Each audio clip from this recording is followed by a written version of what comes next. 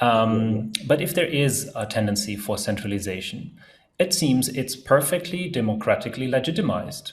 Because we have seen also quite now, and in the very recent four state elections, Assam, Kerala, Tamil Nadu, and what was the fourth? Pondicherry was union territory. Puducherry.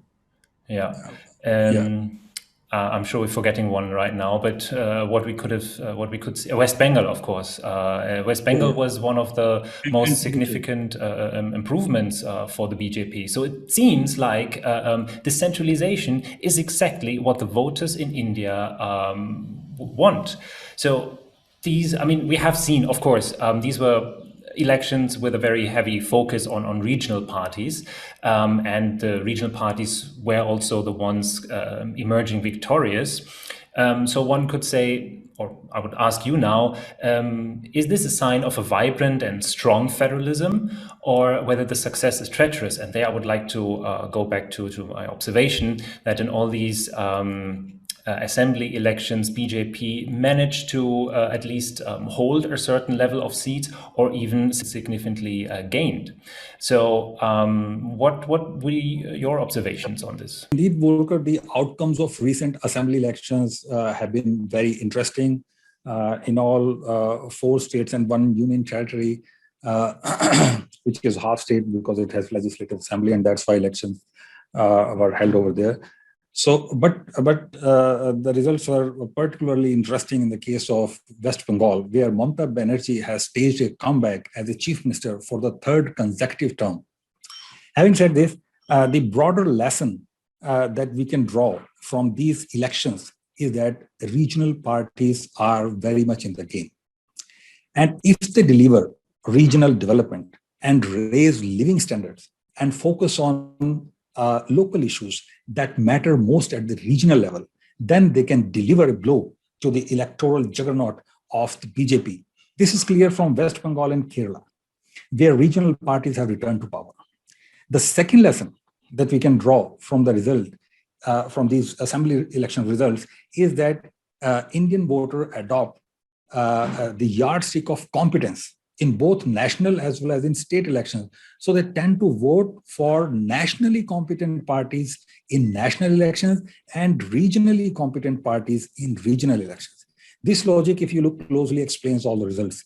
Trinamool won because of its focus on development and welfare schemes. Similarly, in Kerala, voters rewarded the ruling party for its sincere efforts to protect life and livelihood during the first phase of the pandemic.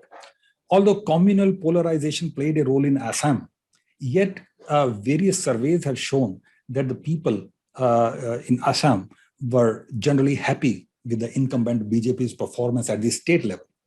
Overall, at the regional level or at the state level, the parties that perform and deliver better outcomes tend to win. Whether it is a national party or a state-based party, a regional party or a regionalist party, whatever. So this is the second lesson.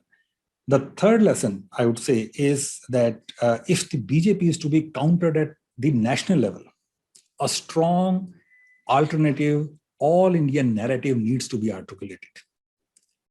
At the state level, wherever we have seen that wherever an alternative narrative exists to counter the BJP's ideology, the BJP has been defeated.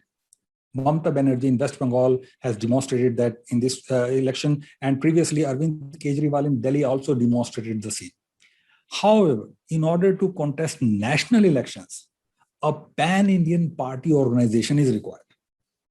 Fortunately or unfortunately, only Congress has an organizational presence in all the states. But the problem here is that the party has so far failed to reinvent or re-engineer itself. Overall, my view is that if the BJP manages to replicate its victory at the center, while more regional parties manage to retain or regain their foothold at the state level, very soon we will see a new model of federal democracy emerging in India. These are very interesting observations, and I think we can constitute at this point that the we have to also probably have to speak about this in a different time frame, because I can already see that there's so many different topics emerging from this. I think at this point we can conclude that both federalism and fiscal federalism in India remain dynamic, remain vibrant and very much alive, but also a challenge to the political setup. And we continue to observe this together with you, Professor Sharma. I thank you so much for being here with us today and for your very interesting observations. Thank you, Volker. Thanks a lot. Please take care and stay safe. Hopefully we will also be able to have such an event as today in person again. Yeah. Thank you, Volker. Thank you so much.